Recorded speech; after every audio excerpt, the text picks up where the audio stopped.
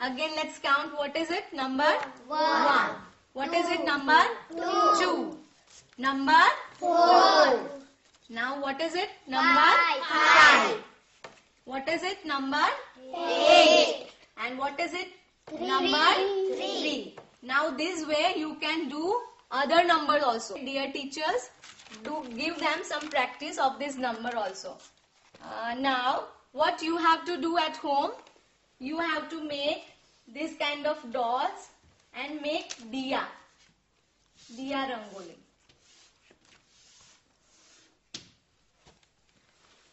So this way you make different kinds of rangoli at home. Okay. Did you enjoy the activity? Will you do at home? Okay. તો તમે જોયું કે board ઉપર દોરેલા ટપકાઓમાંથી 1 થી 10 સુધીના અંકો અંગ્રેજીમાં કેવી રીતે લખાય છે. ફરીથી એક વખત જોવું છે, પણ આ વખતે એવું કરીએ કે 1 થી 10 સુધીના બધા અંકો એક સાથે જોઈ લઈએ. હા, અહીંયાથી બોર્ડ ઉપર જે લખાતા હોય અંકો તે વખતે તમે પણ તમારી નોટબુકમાં લખતા જજો. નોટબુક અરે લઈ લો, પેન રેડી રાખો. Ready with the pen and the notebook. શરૂ કરીએ. લખજો. હો, અહીંયા લખાશે એમ જ તમારે પણ લખવાનું છે. હા, હું ચેક કરવા આવીશ. અરે ના ના, તમે લખશો, મને વિશ્વાસ છે. ચાલો જોઈએ કે 1 થી 10 સુધીના અંકો કેવી રીતે લખાય, અને તમે પણ લખજો.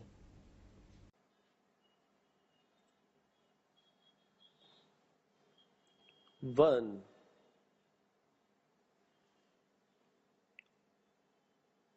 2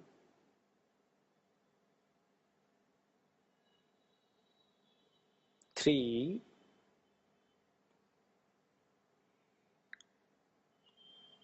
4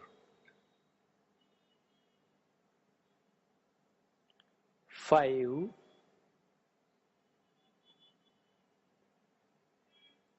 6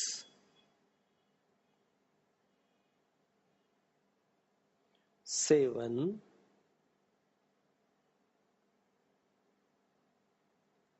8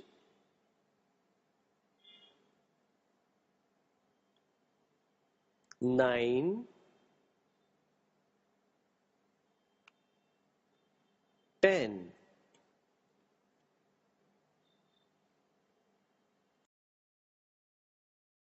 લખ્યું? બધા અંકો લખ્યા? તમારી બાજુમાં બેઠેલા મિત્રની નોટબુકમાં જુઓ તો એને કોઈ અંક લખવાનો રહી ગયો છે? શું કહ્યું? બધાએ લખ્યા છે. ગુડ. હવે આપણે આ ડોટ્સ ની મદદથી પછી અંક લખ્યા. બોર્ડ ઉપર અહીંયા લખાય એમ તમે પણ લખ્યા. હવે જરા જુદી રીતે માની લો કે હું તમારી પીઠ પર કોઈક અંક લખું અંગ્રેજીમાં, તો તમે ઓળખી કાઢો એમ? એવું કેવી રીતે રમાય એમ? અરે એ રમત પણ જોઈએ. એને કહેવાય બેક ડ્રોઈંગ. બેક ડ્રોઈંગની સાથે સાથે આપણે બીજી એક રમત પણ છે, એર ડ્રોઈંગ. બિલકુલ કેવી રીતે રમવી એ હું અહીંયાથી બતાવી દઉં છું, અને પછી તમારે તમારા મિત્રો સાથે એ રમતને રમવાની છે. તો ચાલો જોઈએ રમત બેક ડ્રોઈંગ અને air drawing. Students, we know now number 1 to 10, right? We did different types of activities. Okay, now let's do another interesting and funny activities. Will you do that? Yes. Okay. Then let's start with one person. You come here, Jitendra. Come. What I will do? I will write one number and he will identify that number, right? શિક્ષક મિત્રોને વિનંતી કે આ જ રીતે ત્યાં પણ આપ બાળકોને એક્ટિવિટીઝ સાથે સાથે કરાવશો, જેથી બાળકોને પણ થોડી પ્રેક્ટિસ થઈ જાય. Okay, are you ready? Yes. We don't have to speak anything, okay? He has to identify. Ready, Jitendra? Yes. Yes. 2 Is he right? Yes. He is right. Very good. Sit down, Jitendra. Very good. Yeah, Arvind, come here. Okay, don't speak. Okay. 6. 6. Is he right? Yes. He is right. Thank you, Arvind. Yes, Jyoti, you come here. Okay. Ready? Yeah. 5. 5. It's 5. Very good. Dinesh, you come here.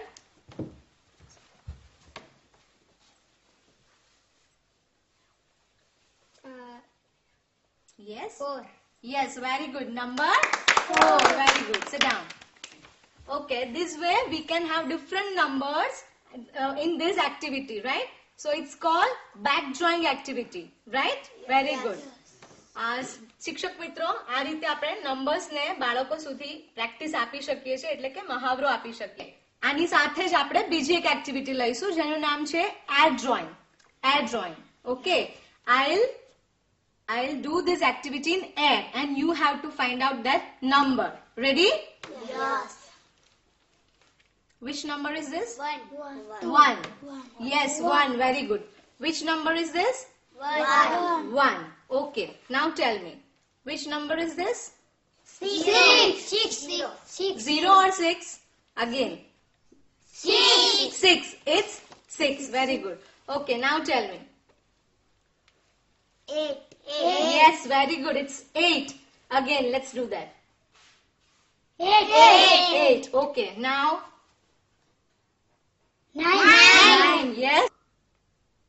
4.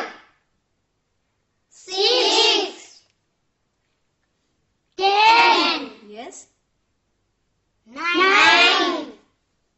8. 7. Yes, very good. All are very brilliant. Very good. Okay. You can do this activity in recess time. Will you do that? It's very funny, right? Is it funny? Yes. Okay. So, we will do this activity in recess time or your free time. આવડી ગઈ રમત? હું અહીંયાથી જે અંક દોરી બતાવું એ તમે બોલશો? દોરું? ઓકે. કયો? કયો? યસ, 2. આવી જ રમત છે. તો એ રમતને ફરીથી તમારા વિશ્રાંતિના સમયે ઘરે પણ આ રમત રમી શકાય. તમારા નાના ભાઈ બહેનને પણ શીખવજો. અરે મોટા ભાઈ બહેનને પણ આવી રમત નહીં ખબર હોય, વટ પડશે તમારો કે હા હા શું રમત લાવ્યો છે. તો તમે બધા ચોક્કસથી આ રમત રમજો પણ ખરા. તો આપણે રંગોળીની જેમ ડોટ્સ જોડીને અંક લખતા શીખ્યા. બોર્ડ ઉપર પણ જે લખાતા એવા અંકો તમે તમારી નોટબુકમાં શીખ્યા. એક જરા જુદી રીતે અંકો લખીએ. મેચ બોક્સ હોય ને, દિવાસળી, એની મદદથી પણ આપણે અંક બનાવી શકીએ. અંગ્રેજીમાં લખીએ. અહીંયાથી તમને એક વિડીયો બતાવવામાં આવશે. એમાં દિવાસળીની મદદથી આપણા અંગ્રેજીના 1 થી 10 અંકો લખાશે.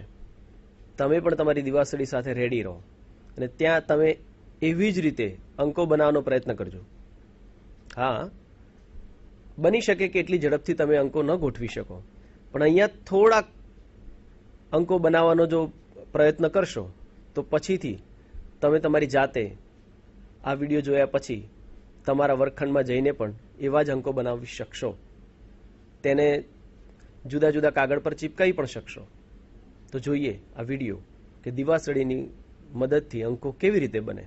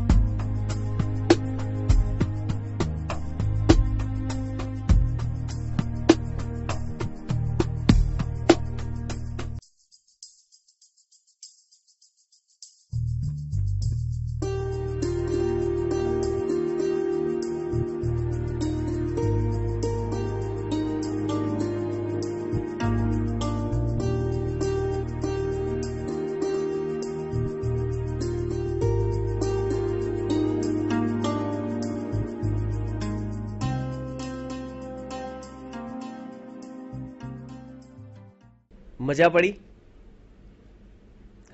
Thank you.